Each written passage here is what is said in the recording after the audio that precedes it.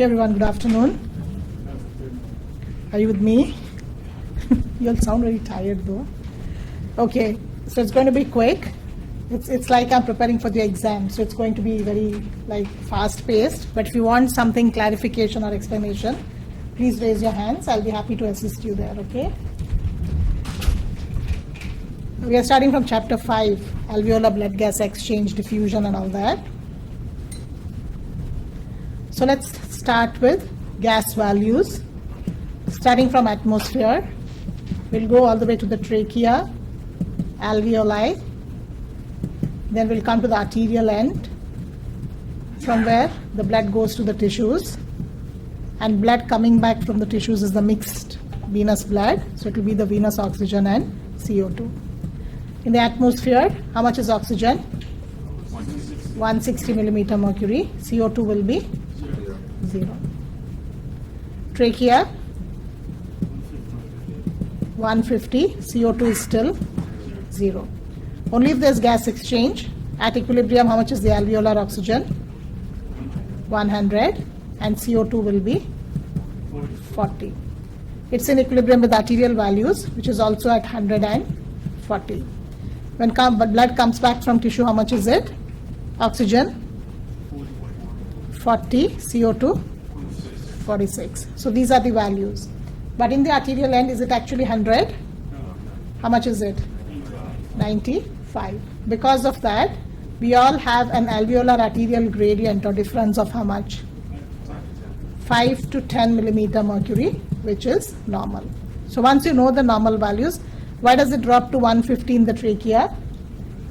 Because of humidification. The water dilutes this gas. Now let's talk about airway obstruction versus pulmonary embolism. Visualize it, draw a quick diagram and try to see what I'm asking. So in airway obstruction, we are talking about absolute obstruction. So there's no air in that segment. Then what will happen to this deoxygenated blood? It cannot get oxygenated. So what are the gas values if I ask you? You have to talk about the blood values. Because here there's no air, it has to be the gas values in the blood. How much is it? 40 and 46. And what does this contribute to? A respiratory shunt. Because it's the blood which is failing to get oxygenated, so it will add to the oxygenated blood, and this represents a shunt. How much is the alveolar ventilation perfusion ratio? Air is 0, blood is present, that would be 0. So what will happen if there is no air? What happens to the pulmonary capillaries? If this segment is hypoxic, is there any purpose of blood to remain there? So what will happen to the pulmonary capillary? It undergoes pulmonary vasoconstriction. Give me the mechanism. When there's no air, the vessel has to constrict. So what should happen to smooth muscles? They should contract. So which ion do you need? Calcium. So what does hypoxia do? It causes release of calcium, which causes smooth muscles to contract and pulmonary constriction. What does the nitric oxide do? Dilator. Do you want it? Here? No. So what should hypoxia do to nitric oxide synthesis? Inhibited. That's how you remember. Okay. Now in pulmonary embolism, there's a clot blocking the pulmonary capillary completely. So there's no blood. What's the fate of air which comes for gas exchange? Can it participate in gas exchange? So what does it contribute to? What's that air which is not getting used up? It will contribute to the alveolar dead space. What happens to the ventilation perfusion ratio? 0 is the blood, V is ventilation, that would be infinite. Now if I ask you gas values, where should you talk about the gas values? In the air, right? So you have to give me the air values. So how much is the air? Alveolar oxygen 150 and CO2 remains at 0. Don't tell 100 and 40 because there's no gas exchange. If there's no gas exchange, it remains as it is when it enters at 150 and 0. So that's about airway obstruction and pulmonary embolism. So I told you normal alveolar arterial gradient is 5 to 10. If I'm telling you in the case alveolar arterial gradient has increased, I don't go slide by slide because on the exam we don't test you slide by slide, right? So you should be able to analyze now. So if gradient has increased, has the oxygen come closer to 100 or moving away from 100? Gradient is the difference. Alveolar value 100 is always fixed, right? So if I'm telling you gradient has increased, that means arterial oxygen is coming closer or moving away? Moving away. So what has happened to the oxygen partial pressure? It has dropped. If it has dropped, will the tissues get enough? No. So will there be hypoxia? Yes. Will there be cyanosis? Yes. Give me the differentials. Or in other words, what can give rise to this type of picture? Conditions where oxygen has dropped. That means which blood has mixed with what? Deoxygenated is mixing with oxygenated. Which cardiac shunt? Right to left cardiac shunt. Tetralogy of Fallot. What are the components which give rise to it? No, components which contribute to this. Why is the pressure on the right side increasing? Pulmonary stenosis. And because of pulmonary stenosis, blood cannot flow, so it will accumulate on the right side, giving rise to right ventricular hypertrophy and increase in pressure. Then for the blood to leak, what should be present? There has to be an opening, right? So VSD, and then comes overriding of the aorta. So these are the components of tetralogy, but if I ask you what's increasing the right side pressure, to begin with, it should be the pulmonary stenosis. What else can cause deoxygenated blood to mix with oxygenated? We just spoke about it. A respiratory shunt. So why did this blood not get oxygenated? Because there was no air. And why was there no air? Airway obstruction or complete collapse. So if there's absolutely no air, then the blood fails to get oxygenated. It will mix with oxygenated blood, and therefore it will contribute towards the respiratory shunt. So in all these conditions, in these two types of disease, the gradient will increase, hypoxia, cyanosis would be seen. Will they respond to supplemental oxygen? No. I heard someone telling. So if you give oxygen, it will only help diffusion in the lung. If you have not corrected the cardiac problem or the respiratory blockage, supplemental oxygen will not help. What's the third type of shunt? Cardiac shunt. Left to right, where oxygenated mixes with deoxygenated. That's okay. It still goes through the circulatory pathway of pulmonary circulation. So by the time blood leaves, what happens to oxygen? Don't tell oxygen will increase, because in the lungs it will happen till equilibrium. So by the time blood leaves, your oxygen will still be normal. Therefore the gradient will be normal. So will their tissues suffer hypoxia? No. Will there be cyanosis? No. And there's no role for oxygen here. So what's the problem? Volume overload. Okay, and what examples? Tell yourself, pressure on my left side is always greater. So if there's any abnormal opening, blood will move from left to right. And what are those abnormal openings? AST, VST. AST is a continuation of the patent foramen ovale. Also patent ductus arteriosus. Blood moves from the aorta to the artery. So it's again a left to right shunt. Is that clear? Next, we are talking about diffusion of gas. Therefore, which gas would you like to use to measure the diffusion capacity of your lungs? We would like a gas which completely diffuses. What stops diffusion? Partial pressure. So that means the partial pressure of this gas in the blood should be 0. That means which form of the gas should not be there? There is no dissolved form of the gas. So which gas has no dissolved form? It does not dissolve in blood. That gas which goes and completely binds to hemoglobin. Which gas is that? Carbon monoxide. Since carbon monoxide does not dissolve, does it ever reach equilibrium? No. So it will completely diffuse. Therefore, any problem with the membrane, thickening, fluid, anything, it will limit the capacity of carbon monoxide to diffuse. So what do we call this as? Diffusion limited carbon monoxide. What's the formula? volume entering over its alveolar concentric partial pressure. It's alveolar minus arterial, but you know that arterial carbon monoxide is 0, so ignore that. Volume entering over alveolar monoxide. Therefore, if there is a problem with the membrane, well, where will it accumulate? If there's thickening, where will carbon monoxide accumulate? In the alveoli. So what will happen to the alveolar value? Increase. That means what has happened to the diffusion capacity of lung? Decreased. Let's move to acclimatization. As you go to the mountain, first step, what are you exposed to? Drop in atmospheric partial pressure. Therefore, which fixed factor gets affected? Pressure gradient gets affected. It's decreased. Therefore, what will happen to the net rate of diffusion? Decrease. If diffusion itself is less, then amount of oxygen entering the blood is less. That will affect both the bound as well as the dissolved form.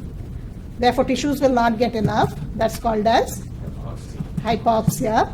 Dissolved form will decrease the PaO2, and that's called as hypoxemia. So up to which pressure range are we protected? 60 to 100, so up to 10,000 feet. If partial pressure falls below 60, then which chemoreceptors are sensitive to oxygen? Peripheral, respiratory center get activated, and what will happen to your breathing? Hyperventilation. CO2 decrease, pH increase. So what is this called as? Respiratory alkalosis. That's the most acute change. If they ask you about the acute change, it has to be the lungs. What's the intermediate change? Because of hypoxemia, what will happen? The kidney will sense it and releases erythropoietin. RBC count will increase, hematocrit increase, oxygen carrying capacity increase. Increase RBC, what will happen to 2,3-DPG? Increase, and that will shift the curve to right, giving oxygen to the tissues and eliminating hypoxia. What's the long-term effect of persistent hypoxia? What can it do to the pulmonary blood vessel? Constrict. So because of pulmonary constriction, workload on right side will increase, resulting in right ventricular hypertrophy. And what are these adaptive changes called as? Acclimatization. What happens in a person who goes up to high altitude suddenly because of venous constriction? Arterial constriction, the right ventricular hypertrophy takes a longer time. But if someone goes to high altitude too quickly, then there is venous constriction, which is a more acute effect. So if they tell you that pulmonary vein is constricted, where will the blood accumulate? In the preceding segment, what is that? Pulmonary capillary. So which pressure will increase? Hydrostatic pressure. What will it do? Filtration of fluid. So now in cardio you have finished Starling's forces, right? Not yet, okay, later. Anyway, we have seen to some extent if hydrostatic pressure increases, it filters the fluid, it will accumulate in the space, giving rise to high altitude pulmonary edema. So who was the main culprit here? Which triggered this? Hypoxia. So what drug can you do? You have to give something, hypoxia which caused vasoconstriction. So you have to give a drug which caused vasodilation. So if they ask you, which substance would you want to prolong the effects of nitric oxide? Later in endocrine I will talk about nitric oxide acts via cyclic GMP. So you can give drugs which prolong the effect of cyclic GMP, thereby increasing nitric oxide activity, thereby eliminating vasoconstriction and edema. Okay. Next, you told me the pressure range between 60 to 100 is the most safe range because the hemoglobin curve is in the flat part. So up to this segment, your percentage saturation is almost 97 to 100%. What happens when partial pressure drops below 60? For every drop, what happened to percentage saturation as well? Decreased. That means steep part percentage saturation is decreasing. That means what is happening to the oxygen? It's being released to the tissues. Flat part is loading of oxygen at the level of the lungs. So any shift happens in which part of the curve? Steep. Why is the curve S-shaped? Positive cooperativity. So binding of first oxygen is most difficult because of tense configuration. When one oxygen binds, it undergoes conformational change, which takes the others into a relaxed configuration.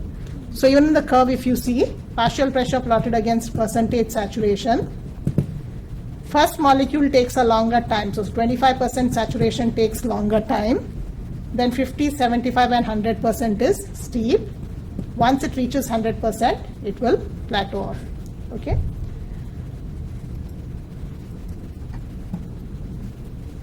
Therefore, when we talk about shift of curve to right, you have the normal curve. Right shift is the steep part to the right. Right shift means what has happened to percentage saturation. Amount binding to hemoglobin has decreased. That means what has happened to the oxygen? Released where? Tissues. What happens to P50? What's the normal value of P50?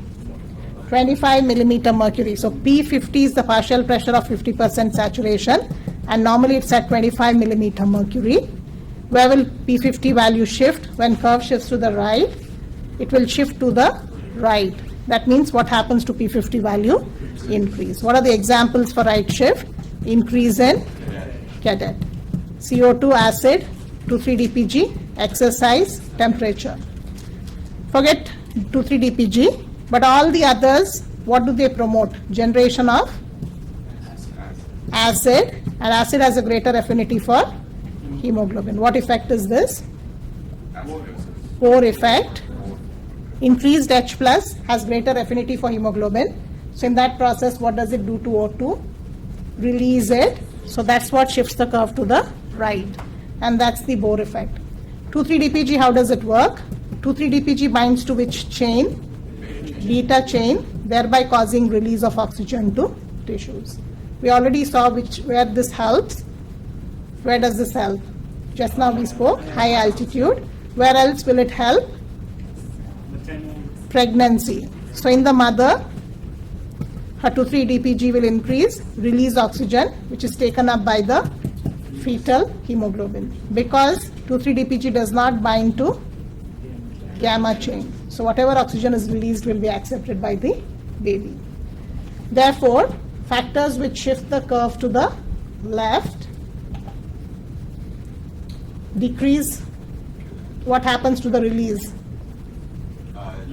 Decreased release of oxygen. What happens to the affinity of oxygen for hemoglobin? Increase.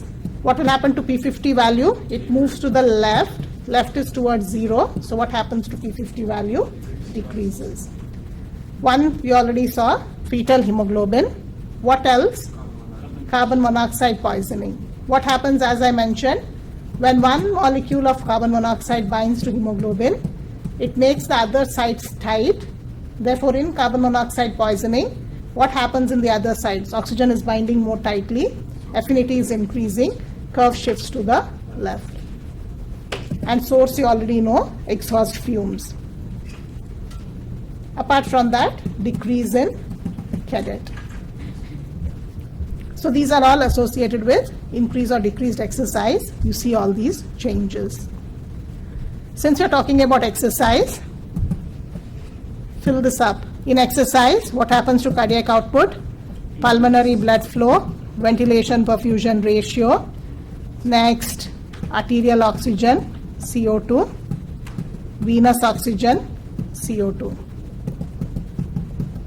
Cardiac output, increase. Because of that, all the blood flow will increase. What will happen to alveolar ventilation? Increase. There is over ventilation. So what should happen to the alveolar ventilation perfusion ratio? Increase. You're taking in more, but at the same time, the tissues are using up as well. So it will sort of even out. Remember the ventilation equation. PaCO2 is proportional to carbon dioxide production over ventilation. So in exercise, you're generating more CO2. At the same time, you're breathing more, which keeps your arterial gas values normal. You're using more oxygen, but you're taking in also more, so it will even out. Therefore, your arterial values won't change. This is easy. Otherwise, you ask yourself, if arterial value would have changed, we would have all died of, say, acidosis or whatever. Doesn't happen. It's a physiological phenomenon. So our arterial values remain normal. But if they ask you about venous value, these are the ones coming back from the tissues. So tissues are working hard. So what will happen to oxygen? Increase. CO2 will decrease. Sorry, I told that way. Oxygen will decrease, CO2 will increase. And in severe exercise, anaerobic metabolism, pH will be lactic acidosis, so pH will be acidic. So that these are the combined changes during exercise.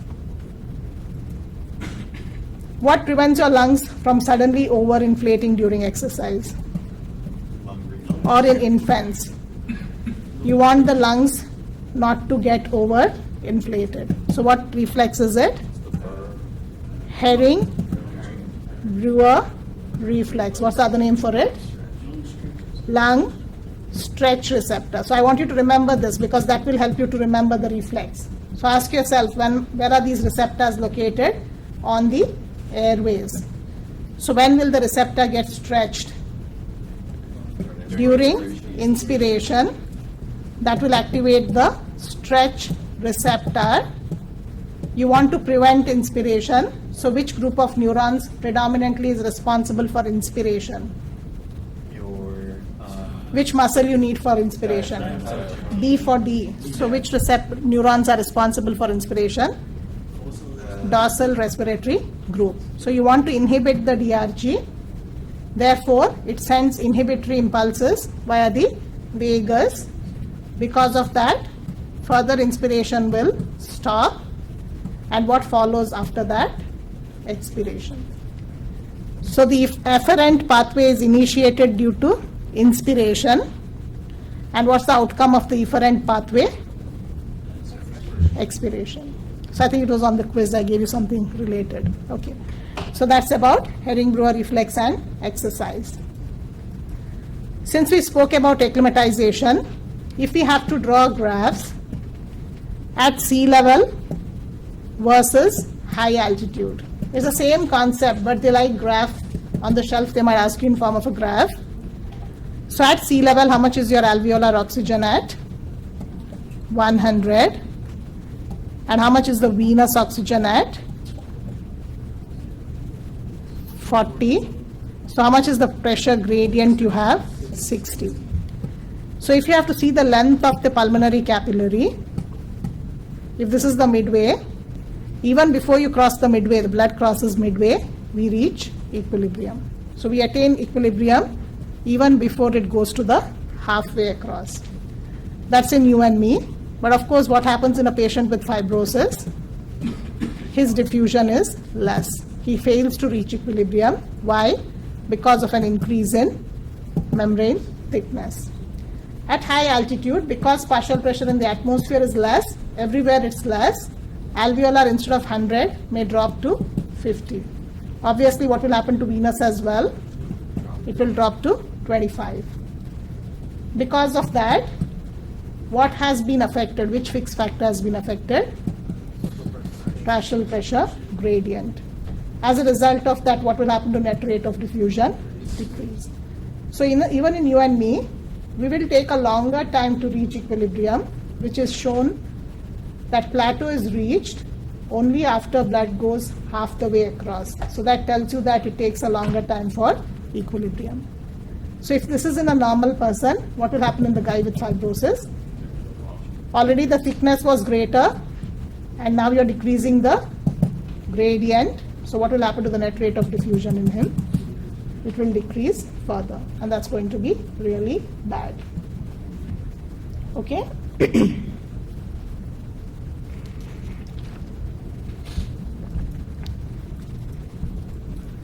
If you talk about CO2 transport, you have to start from where? From where it is generated. So you will have to start from tissues. Once tissues CO2, it's picked up by the tissue capillaries. The next set of reaction has to take place within the red blood cell. Why? Because it has to react with water and you need the enzyme carbonic anhydrase, which is present only inside the cell. It generates carbonic acid, which dissociates into H plus and bicarb. Meanwhile, what happened to oxygen? Oxygen was entering the tissue, your hemoglobin was available. This hemoglobin will buffer the H plus. Your bicarbonate is simply lying around there, so after some time it simply goes out into the plasma. Since you lost a negative charge out, one negative charge comes in, and that is chloride. It's a form of plasma bicarbonate. That's how the carbon dioxide is transported till it reaches the lungs. In the lungs, it enters the pulmonary capillary. So by the time it comes to the pulmonary capillary, your bicarbonate has built up so much that it simply diffuses back in. Meanwhile, your hemoglobin had oxygen. It has to pick up oxygen from the lungs. But once bicarbonate enters inside, it attracts H plus. So even though hemoglobin has a higher affinity for H plus, once bicarbonate enters, it will attract H plus because acid base, right? So that reaction becomes more dominant. It will attract H plus and you regenerate CO2 and water. Meanwhile, hemoglobin is now free, so it will bind to oxygen. Once CO2 is generated, it's lipid soluble, it simply goes out. Since bicarbonate has now entered, what will leave? Chloride. So if they ask you about chloride shift, you have to pay attention whether they are asking in tissue, where chloride is entering, or capillary, where the chloride is leaving. That finishes CO2. Now for completion, let's go to hypoxia and hypoxemia. Start with the condition. Oxygen binding to 1 gram of hemoglobin. How much is it? 1.34 ml. When we talk about total oxygen carrying capacity, we measure it at 100% saturation. That means when all the hemoglobin, all the 4 sites are occupied with oxygen. Next you have hypoxia. That means decreased oxygen at the level of the tissue. What's hypoxemia?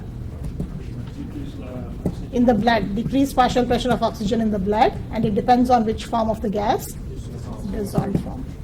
So if you know this basic, then you can answer any questions I ask you. Maybe make another column for hemoglobin here. Okay? This was the condition. Make another column for hemoglobin. So if hypoxia has to be present, hypoxemia should be absent. That means your dissolved form has to be normal. That means your 1.5% did not get affected. So what's diffusion the problem here? So if there is no hypoxemia, that means the dissolved form is absolutely fine. That means diffusion was not the problem. Something affected the oxygen which was binding. So give me causes where hemoglobin is less. Anemia. So if hemoglobin is less, what will happen to the total carrying capacity? Decrease. But is there any structural problem with hemoglobin? 1 gram binding capacity will be normal. Or hemoglobin is fine, but all the sites are not available. What is that? Carbon monoxide poisoning, where you had only 3 sites for oxygen and 1 was occupied with monoxide. Therefore, what happened to 1 gram capacity as well? Decreased. Obviously, total capacity will decrease. Again, it affected the bound or the dissolved form? Bound. So, will there be hypoxia? Will there be hypoxemia? No. Next, hemoglobin was okay. Binding capacities were okay. Something prevented oxygen utilization at the tissue level. What's that? Cyanide poisoning. Where because of inhibition of cytochrome oxidase, oxygen utilization is prevented, so hypoxia will be seen. Again, does it affect the dissolved form? No, hypoxemia will be absent. If both there is hypoxia and hypoxemia, that means even that 1.5% was less. So what is the problem here? Diffusion itself was the problem. So anything which affects diffusion, any respiratory disease, okay, or hypoventilation, for some reason they are not taking enough air, anything which affects diffusion will affect both the bound and the dissolved form. Which was the physiological situation we saw? Old age. High altitude. Why in old age? Sorry. Diffusion was not affected. So high altitude, when we went to high altitude. Cardio. So yeah, basically this is okay. Hemoglobin was fine, 1 gram capacity was fine, but since amount diffused was less, total capacity had decreased. There's both hypoxia and hypoxemia. So that's about the different causes, oxygen content, etc. Next, we'll talk about pulmonary vasoconstriction, you told me. So when there is hypoxia in the lungs, the best way to remember, there's no purpose of blood here, so there is pulmonary vasoconstriction. What's the effect of CO2? If CO2 increases, it easily crosses the blood-brain barrier. It enters the brain and reacts with water and generates CSF carbonic acid, which dissociates into CSFH plus and bicarbonate. So once you hold your breath, when CO2 increases, we feel headache. Headache means more blood, more pressure. So what does increased CO2 bring about? Cerebral vasodilation. Remember like that, when I hold my breath, I get this headache. Why? Because my vessels have dilated and there's more blood flowing through it, increasing pressure. What's the mechanism? It's this CSFH plus, which causes smooth muscles around the blood vessels to relax, and that causes cerebral dilation. Opposite, when CO2 is less, CSFH plus will be less. So then what will it lead to? Smooth muscle contraction, and that will constrict the cerebral vessels. Based on that, if a person is hyperventilating, COPD or breath holding, what happens to the CO2 in the blood? Hyperventilation, it will decrease. Breath holding, COPD, it will increase. Then you have to be able to comment on cerebral blood flow, cerebrovascular resistance. If CO2 is high, it relaxes the smooth muscles. So what will happen to the vessels? Dilate. So what will happen to the blood flow? Increase. Resistance will decrease because it causes cerebral dilation. If the CO2 is less, it will constrict the blood vessels. So blood flow will decrease. Resistance will increase. Blood flow resistance can never be the same. Next, fetal circulation. What happens to the fetal pulmonary vascular resistance? Baby is not breathing, so the vessels are constricted. So vascular resistance is high, pulmonary blood flow will be low. What abolishes this? First cry of baby causes air to enter, and then this is reverted. Next, shunts we already did. The different types of shunts I explained already, right? Okay. Next, moving on to apex versus base. These differences are seen only in standing position because of effect of gravity. Start with resistance to blood flow. Apex is against gravity. Therefore, what happens to the resistance? Greater. Base is towards gravity, lesser resistance.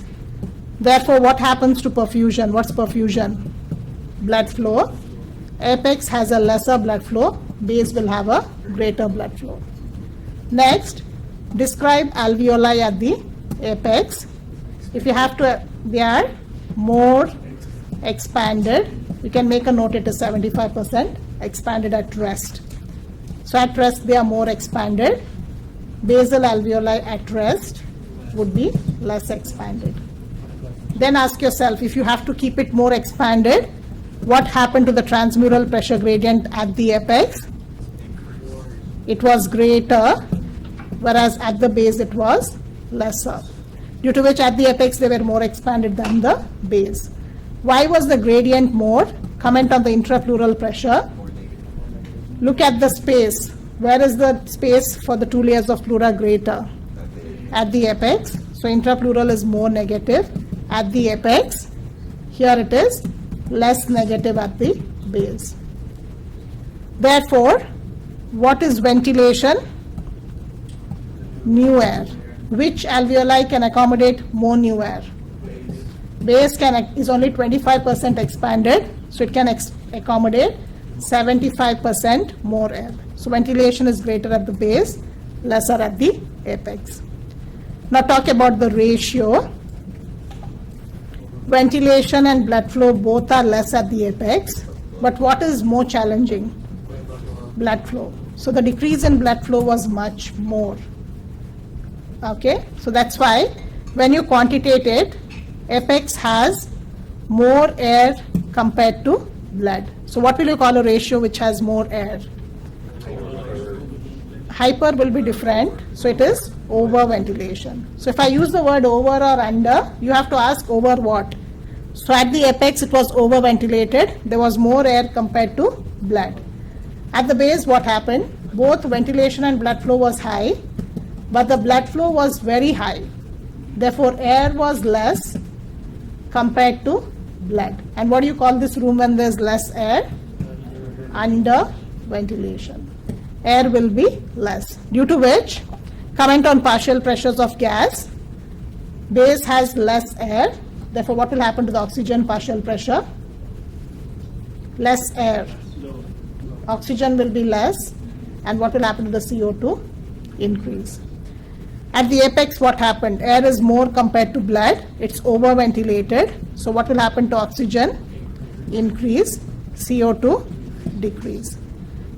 Because of increased oxygen in the apex, it sustains the growth of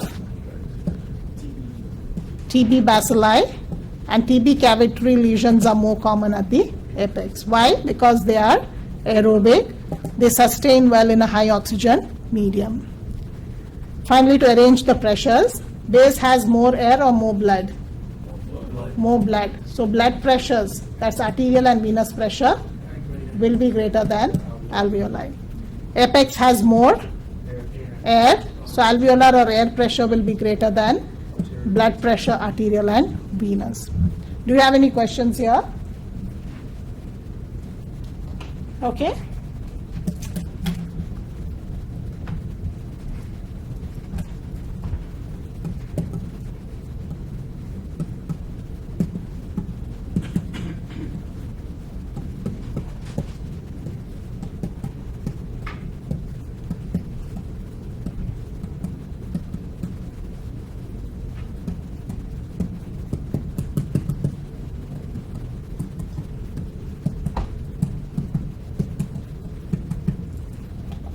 Who has greater oxygen? Quick.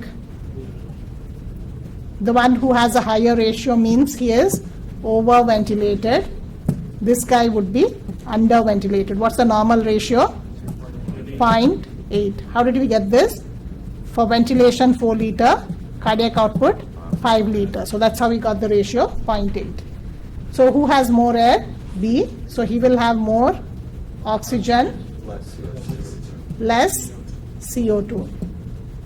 A is under ventilated, so he will have less oxygen and more CO2.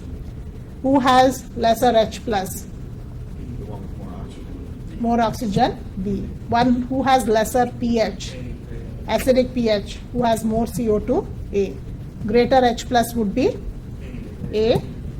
Alkaline pH would be B. That's it. Decompression sickness. What's the calculation? At sea level, what's the pressure? 1 atm, which is equal to 760 millimeter mercury. What's the calculation after that? Every 33 feet we add 1 atm. So if you are at 99 feet depth, what's the calculation? 3 below, 1 at. So what's the total? 1 atm or 4 times 760. 4 atm or 4 times 760 millimeter mercury. What's the problem if you suddenly come up from deep sea diving? Decompression sickness, Caisson's disease, or the bends. So here what's going to happen? Pressure of nitrogen is greater underwater. And why are we concerned about nitrogen more? Highly soluble, it builds up pressure very quickly. So if you suddenly come up, Inside your body, the partial pressure of nitrogen will be greater. Atmosphere pressure nitrogen will be less. So it tries to escape from its soluble to gaseous state, leading to formation of bubbles. There was one question on formative quiz which I gave you. That was a tricky question in the sense, the person who goes diving has a tank which has 50% oxygen, 50% nitrogen. What's the normal oxygen we inhale? Atmosphere? No, percentage wise, remember fractional concentration of oxygen? 21% is oxygen, 79% is nitrogen. Remember when we did fractional concentration of oxygen, I did mention this. So this 50% is way more than 21%. And the question also gave you even before he surfaced. What do you mean by before he surfaced? Even before he came up. What was the problem? He's inhaling 50% oxygen, which is too much oxygen. So his problem was oxygen toxicity. Others didn't make sense. There was one more, nitrogen narcosis. Why wasn't it not nitrogen? Nitrogen problem will be only when he comes up quickly, it will stay in, correct, underwater, right? So we are asking even before he came up, what was causing that toxicity? He had this headache, confusion and all. It was because of oxygen, not nitrogen there. Because the percentage of oxygen was 50%, which was way more than 21% what we normally inhale. We did acclimatization as well. We just finished it. Next, tidal volume, which muscle? Diaphragm. Which center is active? DRG, because DRG sends impulses to the diaphragm. When you're doing IRV, ERV, what else do we need? All the extra. Accessory muscles. And who regulates accessory muscles? VRG. Ventral respiratory group of neurons.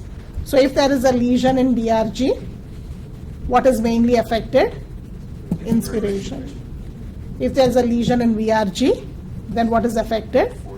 Forced inspiration and expiration.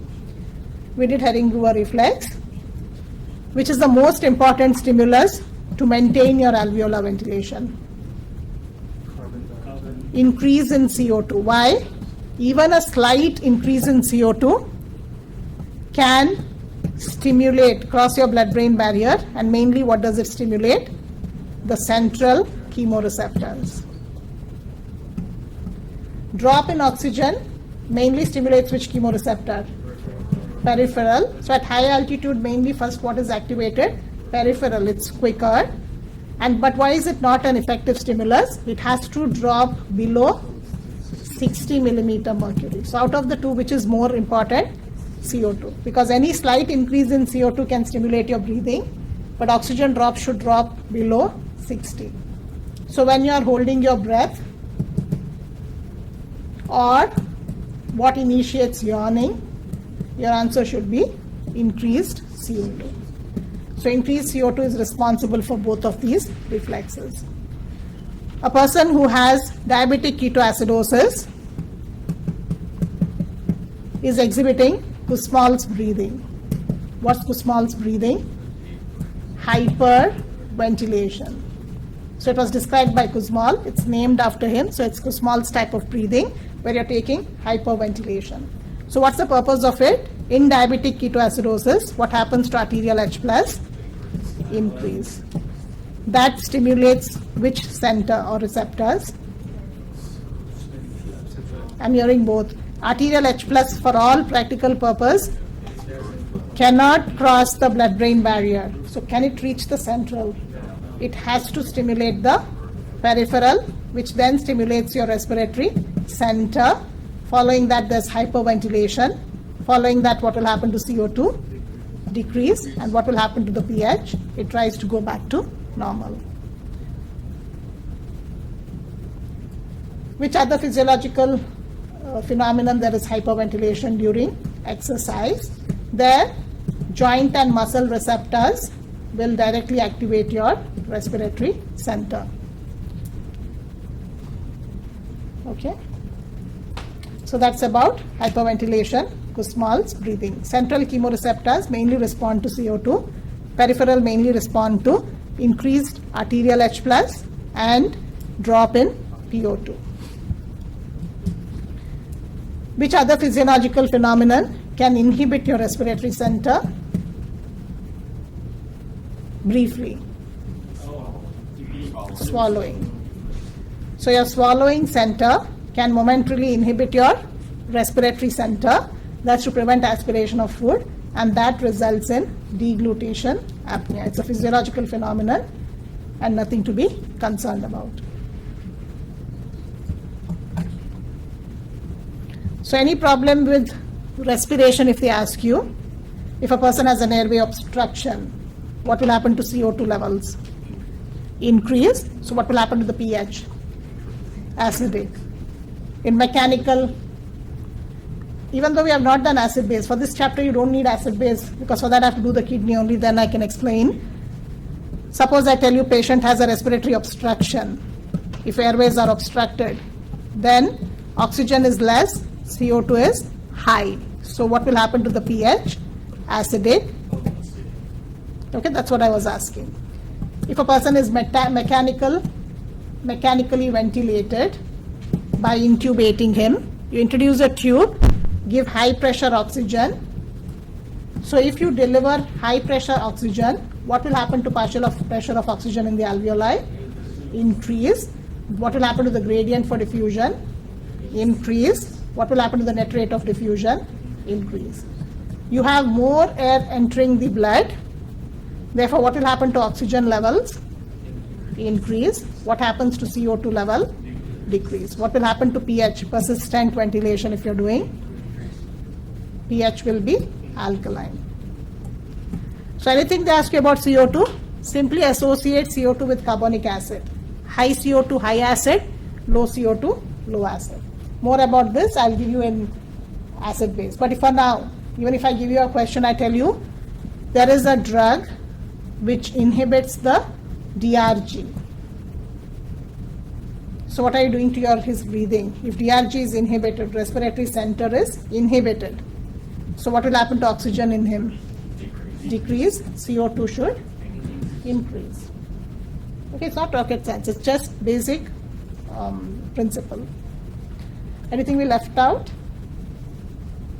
That's it, right? We did 6, 7, and regulation.